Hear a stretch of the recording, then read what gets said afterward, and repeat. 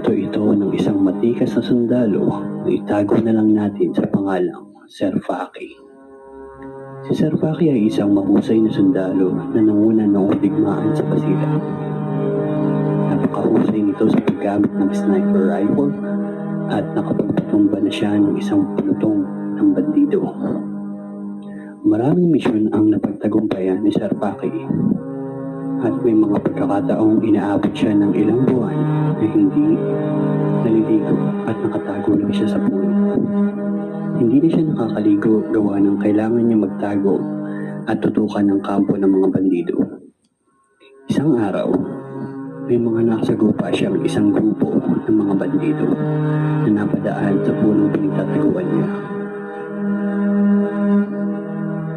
Nagpahinga mga ito sa ilalim ng puno. Matahimik na mga nagmamasid si Sir Faki.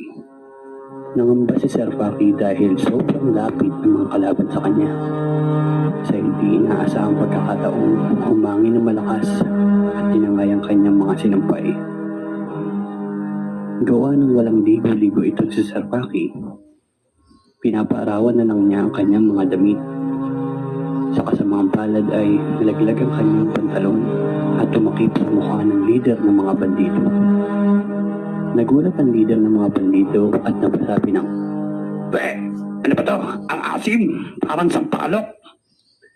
At doon na nga nagsimula ang alamat ng sampalok. Okay. Ang nasasabi ko sa kwento nito, ang astig ni Sir Faki, luruin mo, isang pulutong ng bandido ang pinapatumba niya. Tapos walang ligo-ligo. At doon lang talaga siya sa puno. Ang hirap nun. Kung may mga comment kayo, lagay nyo na sa comment section. Babasahin natin yan. Salamat.